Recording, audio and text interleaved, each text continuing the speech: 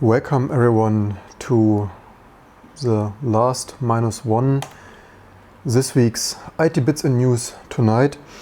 I realized that was an experiment. Obviously I thought summarizing the weekly news is of value for you and me, but I guess the weekly concept doesn't fit into the busy life and news story, and also maybe this news is too long anyway. So I decided to finally make the cut of also the news, the weekly news do not get as many views as the regular, more AAA kind of sort of videos. So I decided it's time to make a call, and so from now on the last week's news was the last one in that format, and I will now finally switch to the second channel. So from now on it will not be weekly, it will be whenever there is something newsworthy, and to keep it shorter, like 15 minutes or something, and then it might be every other day or whenever I have time or there is something to talk about. So for that, if you're interested in this news summary and opinions or something of that sort, then make sure you go over to the More of Me live channel, linked in the featured channel list there, if you want to stay connected and in touch with this kind of news. Speaking about news, here is some news about new artificial intelligence malware virus detection, which is of course hilarious. You probably by now guessed that I find this virus scanner, antivirus malware stuff mostly snake oil, meaning they promise there's some fancy advertising stuff, and usually it doesn't deliver much in terms of doesn't find something much, or even increases the attack surface, so that running a virus scanner on Windows with the complicated code of unpacking all those complicated archive formats, ZIP-RAR and executable formats and whatnot, and hooking there into your system opens more security vulnerabilities than you had before. And today we have here a new case of this. Too long didn't read. AI application and security are clear and potentially useful. However, AI-based products offer a new and unique attack surface, namely if you could truly understand how a certain model works. And I said this in last week's News Tonight, that AI neural networks are mostly just a huge mountain of numbers, pre-trained statistic models that match a certain kind of inputs with some probability. So if you have some input of random numbers, it gives you some certain kind of output, and that may or may not be useful, just like a human brain may or may not be useful. And so long story short of this news is that here another brave new world catchphrase that I also like to use very much, that AI for millennials, yeah, that are cool catchphrases, could have written this myself. So what they've done is probably some malware, anti-malware product stuff. Forgive me that I forgot the name. It's a Silence AI-based antivirus product. So they identified a particular bias towards a specific game, combining an analysis of this feature, of the feature extraction process, its heavy reliance on strings, and its strong bias for a specific game. They are capable of crafting a simple, rather amusing bypass, namely by appending a selected list of strings to the malicious file. We are capable of changing its score significantly, avoiding detection. Yep. They said AI fixes everything. Here also fixes malware detection. Amazingly not.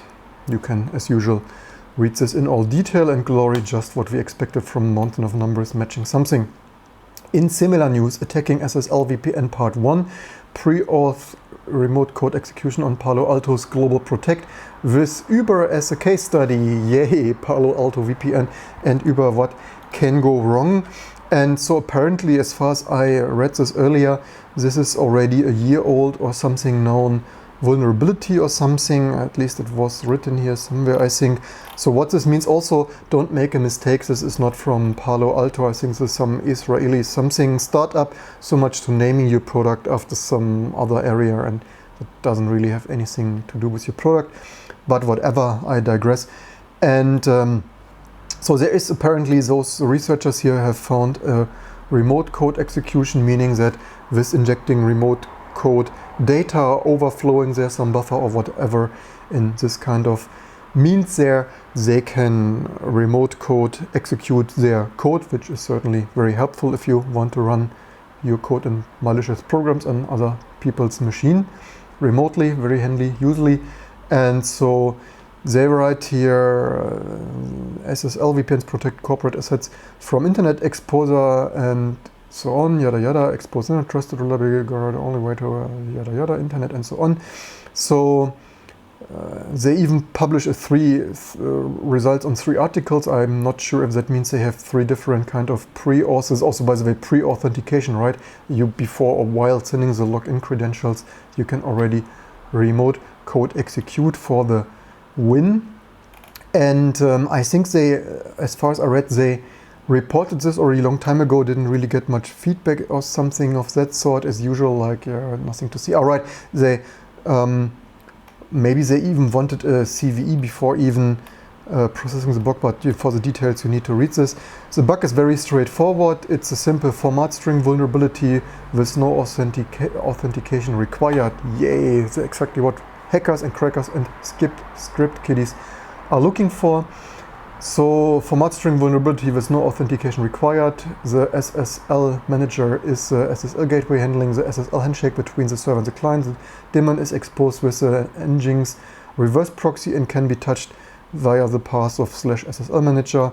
So something during the parameter extraction, the daemon searches for the string profile name and bypasses the value with SN printf format to fill the buffer. Yes, also in 2019 we still write software, network software with SN printf.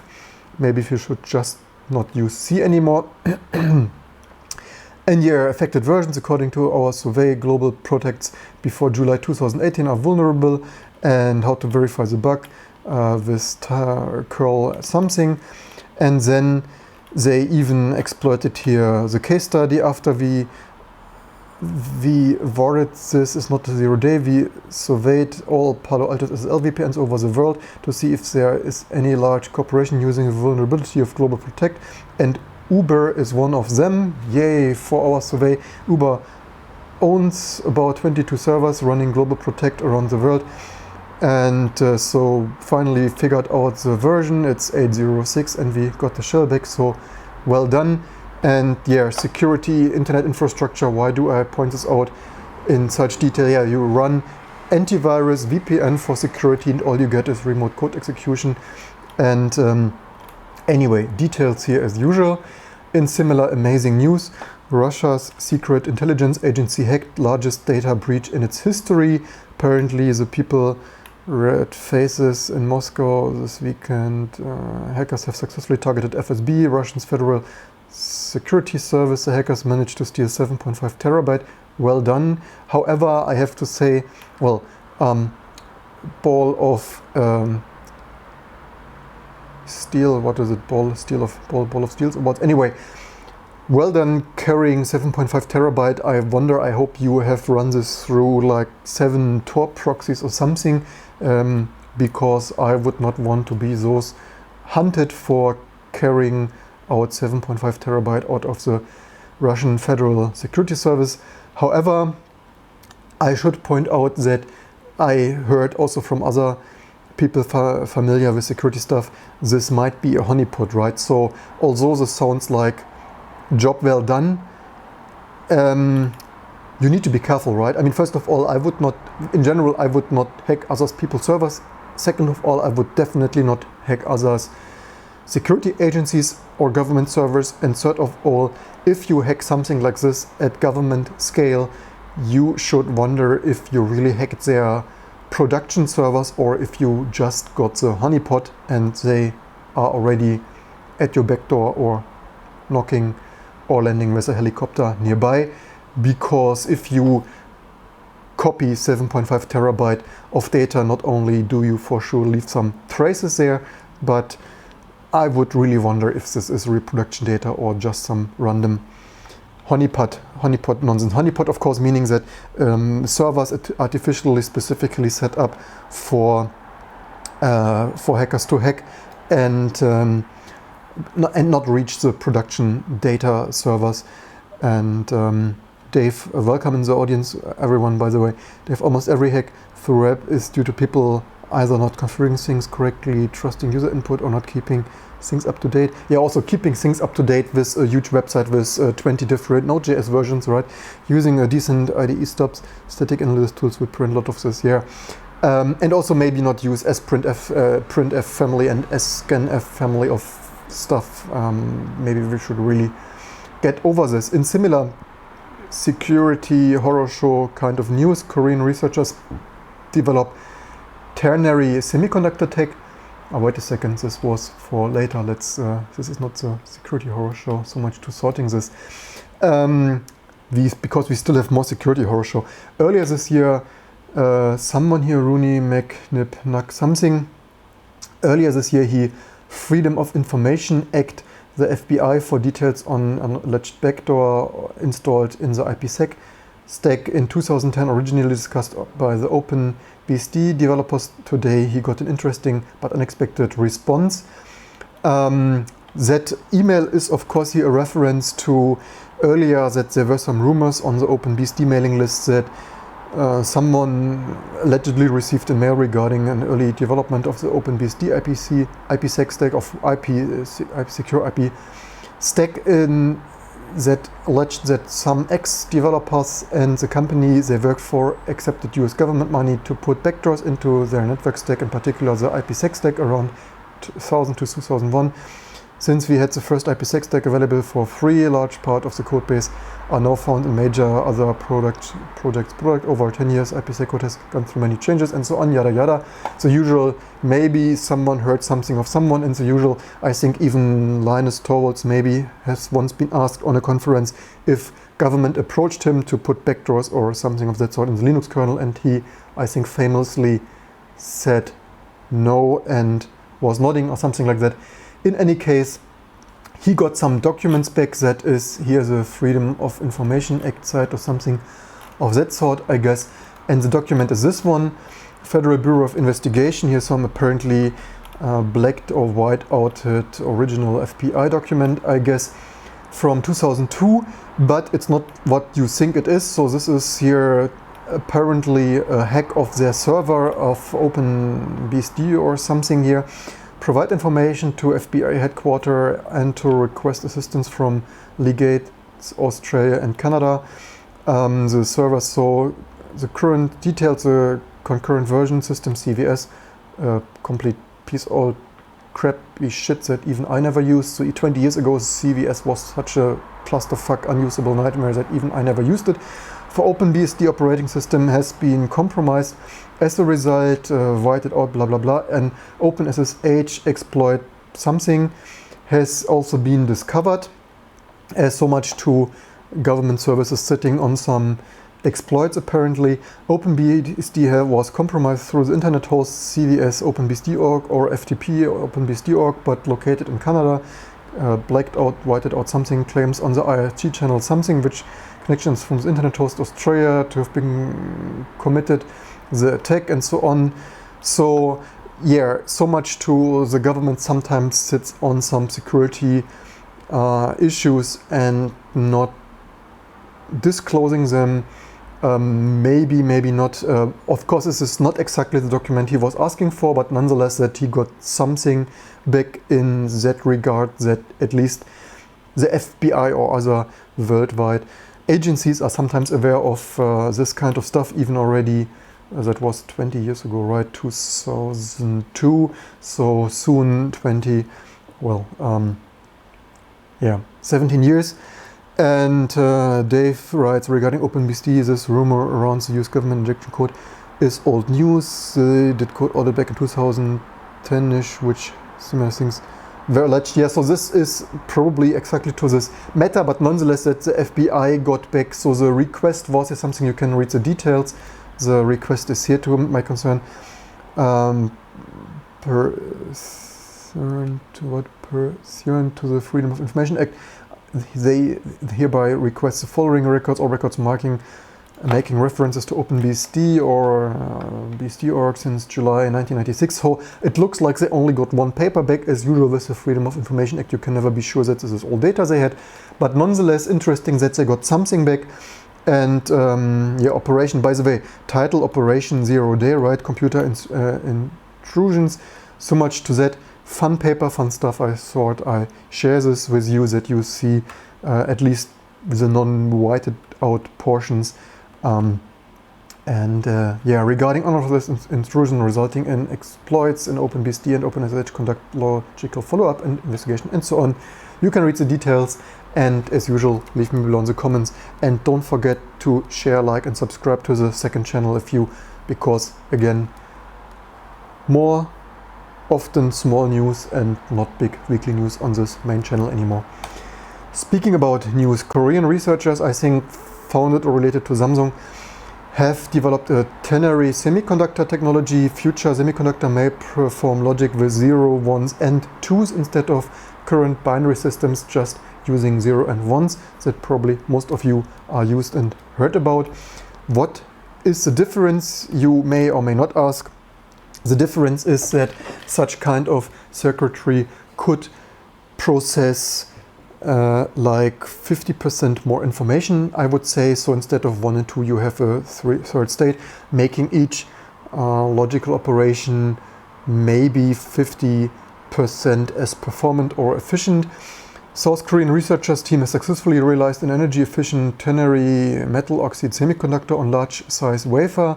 Professors there, Rock Kim of UNIST Electrical and Computer Engineering Department, has successfully created and so on. We heard this already. Using a ternary system of 1, 0, 1 and 2s lessens the amount of information semiconductors need to process and does it faster, resulting in less power consumption. The team said it will also help miniaturization chips further.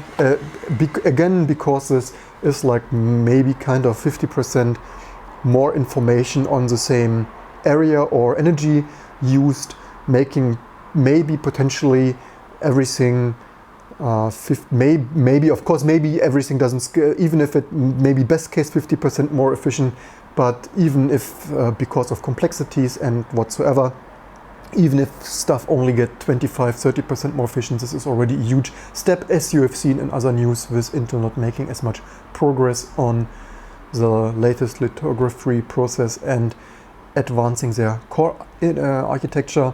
So for example, expressing the number 128 in the current, what is this? Phone's making more and more funny sound each and every day.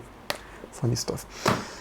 In the current binary system, 8 bits will be required. With the ternary system, only 5 trits will be required, and power leakage is a major obstacle in making semiconductors smaller, packing more circuits in a smaller space and so on. You have seen from all the Intel not making that much progress and so on, and such kind of systems similar to quantum computers, but certainly here in this is more not quantum computer but more classic semiconductor stuff that could potentially bring a huge advancement there in this regards. And if we see Intel struggling and even maybe Nvidia with GPUs and such kind of stuff, huge advancements there are certainly welcome. This also shows that if you think there is nothing to research, because Intel's performance already from 86.0 to latest and greatest Core i9 fame, there is nothing more to research. Also with Nvidia graphics and such,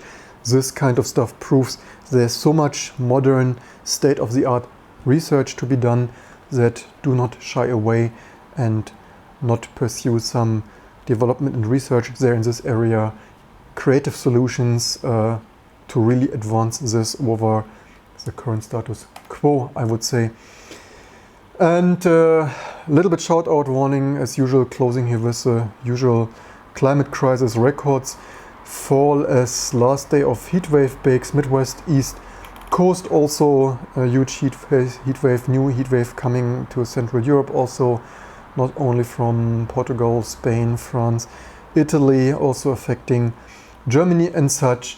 And with that being said, it's so hot in Nebraska, you can bake biscuits in your car. No shit Sherlock, no joke. If you're wondering what is going on, they are attempting to bake biscuits using only the sun in the car in the parking lot, which will keep you posted with the progress. Stay cool. So apparently after 8 hours or so in the sun, the backseat temperatures eventually reached 144.5 degrees. Also stop using this imperial Fahrenheit number unit rubbish, whatever centigrade this is. Pen maxed out at a blazing 185 degrees, in case you were wondering why we were thinking about the climate here and having an Earth where we can still live in 100 years to come. With that being said, again, thanks for watching. Hope you learned something, especially on either federal agencies or amazing ternary semiconductor tech. And don't forget that this is the last news channel on this primary main channel. For more news from now on, please subscribe on the More Life With Me channel there. And wait a second, you don't believe in human-made global warming, or do you? Of course I believe in global. Do you believe? The question is, do you believe? Of course I believe in human vastly changed altered weathering system. This is why I recurrently call this out here for the last deniers. And of course we will most likely somehow stay alive as humankind has managed the last 2000 years or so. But the question is in what kind of comfortable levels, and I would prefer if we also, by the way, for those who say we in capitalism cannot survive this change, of course we can. The best thing for capitalism, just open companies in renewable energy, solar, wind generation, power efficient computing systems and so on, and all kinds of watering systems for development countries, and also not only development countries but also your local community nearby, because if we do not act fastly in this climate crisis, then maybe your recently green neighborhood might soon, with reaching 100 something Fahrenheit rubbish next to you, then maybe your excessive heat wave might not make your local community very comfortable to live in. I hope you learned something, and to see you soon for the next videos and live streams to come very soon.